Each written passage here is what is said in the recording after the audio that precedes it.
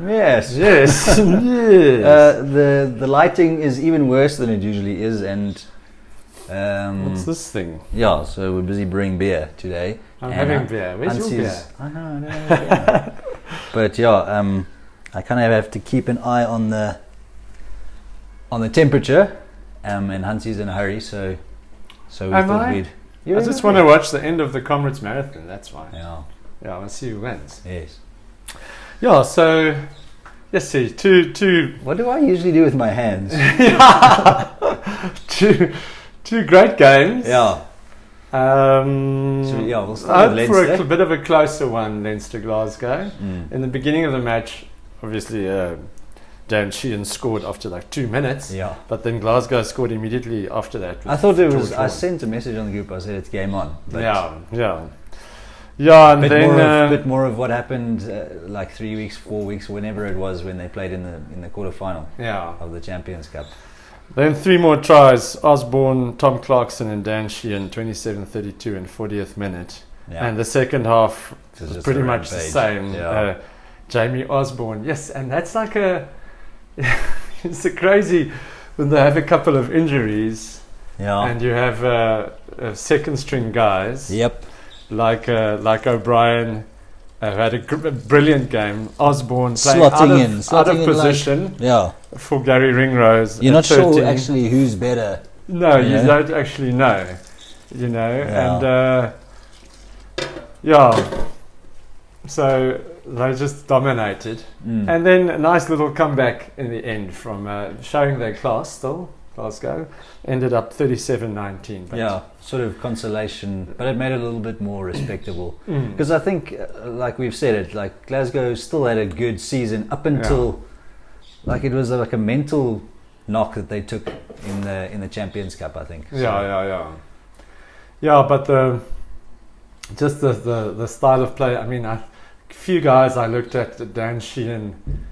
I'd like to say Malcolm Marx is the best hooker in the world. Yeah, but he's like young and strong. And he's just so good. Just in terms of, we were chatting yesterday about the quality of the URC. If you look at those two teams, I mean, here's a B. Yeah. Come for the sweet nectar. Yeah.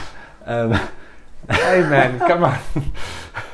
Just like the international players. Yeah. They were just in that game. Yeah.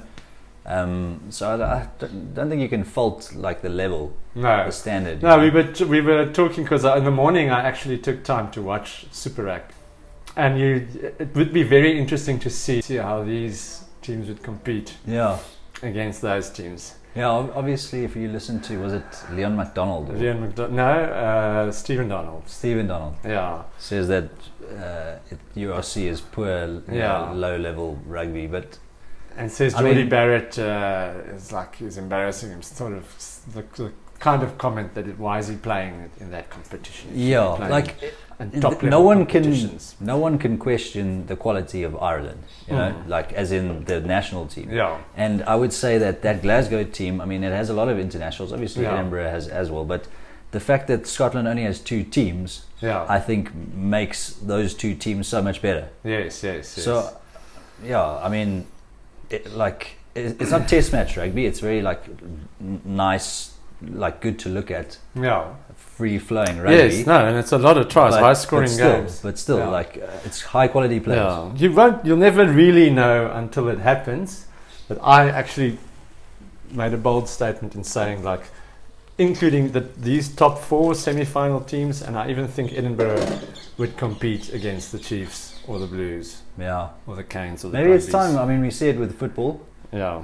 Club World Cup, Yes, maybe do something like that. Anyway. But good on Leinster in Dublin. But not the fullest stadium, which I thought was a little bit weird. Maybe they knew they had this one, Apparently it's one of the first times that Leo Cullen has asked for the people to please come to the stadium. And I think, do you think the crowds may be too worried about playoff games? They don't want to be at the stadium in case they lose. I mean, we had the same thing. That's why we didn't go to Loftus yesterday. Loftus, That could be it. Yeah. But I mean, Loftus was sold out because Loftus was a great crowd. Every guy who's got a cousin who's been to Durban. Every Lions, Province, Sharks fan. They were all anti-Bulls fans. I mean, Sharks fans. The people I know that are Sharks fans, my father-in-law, who's from like Witbank, and Imalahleni, my boss, my cousin's from Ermelo, from Betal side, also from Malanga, and he's also a Sharks fan. Yeah, my boss, who is from Palaborwa, is a Sharks fan. This other guy at my company is from, I think, Potch. He's from the northwest somewhere. Yeah. If not from Pretoria, and he supports the Sharks. So they sort of have like it's a brand like thing. a soccer style following. Yeah. Almost football style following. I mean, they do fill their stadium more often than some of the other unions. Yeah. I think.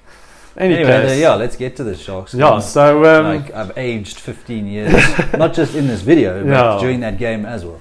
I think that's how long it's gotten. I think it was just a brilliant start. That won us the game. The Bulls. Excellent. Bulls the game. Excellent start, but sort of what we didn't do previously against the Sharks is take our chances. I think we took our chances well. And funny enough, it was the opposite. The Sharks had all the ball, and they just couldn't score.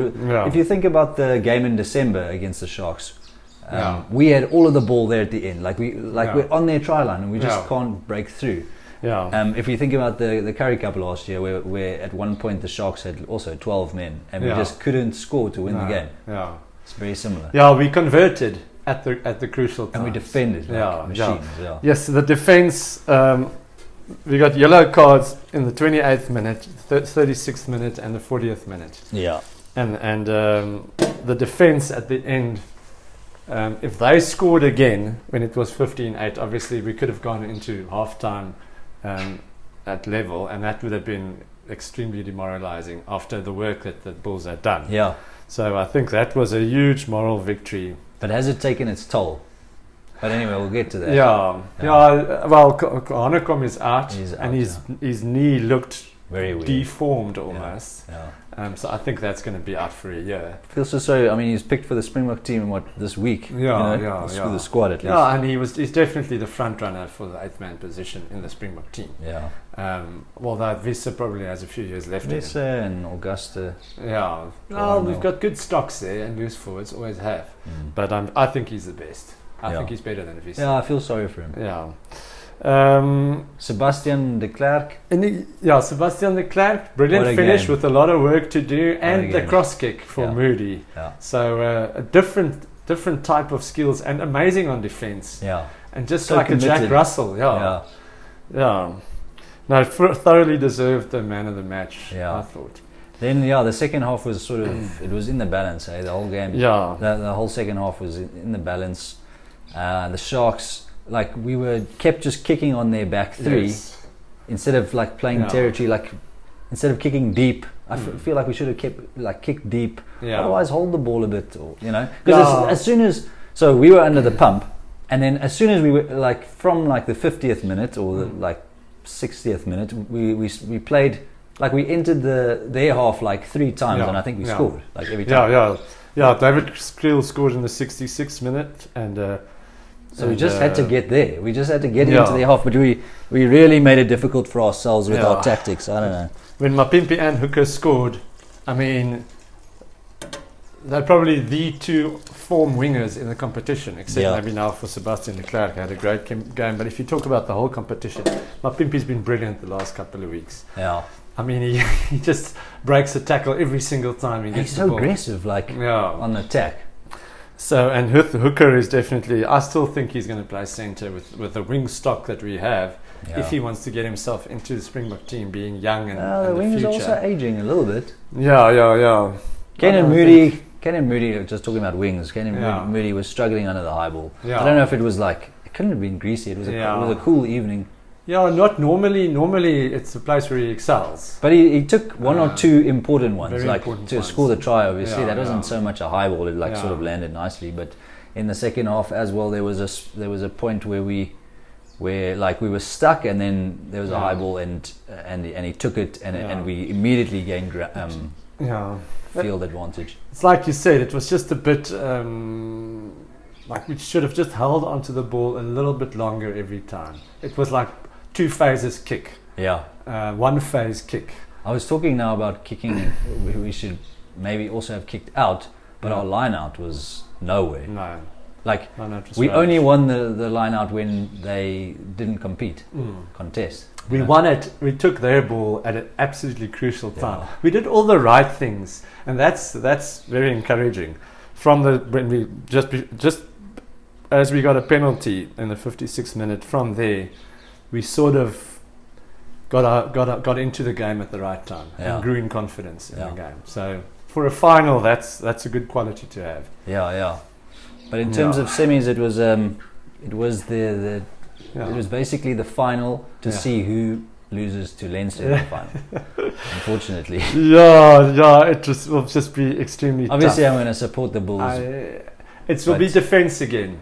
Like the last time we played in Ireland against Leinster, you remember what happened there? We lost by like 60 points. Against their second team, we brought our A team. Yeah. And it was... The only way you can beat Leinster is by putting a lot of pressure on defence and forcing them into...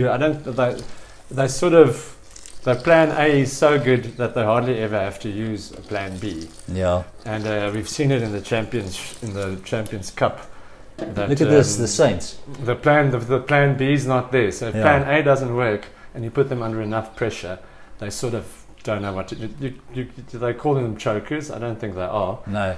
But like if you think about how the Saints beat them, it was insane defense, resolute defense, and then their back line, when the chance arose, they took it. But it's like you say, will we be able to muster that energy again? I don't know. And travel all the way to Dublin and so on. But obviously we hope. We always hope. It's our third final out of 4 competitions. We're in a final. We're in a final. Anything can happen. Yeah. But and we'll support our team. And so be it. Go Bulls. I don't want to talk about last year against Glasgow. Yeah. Terrible. Any case. Cheers.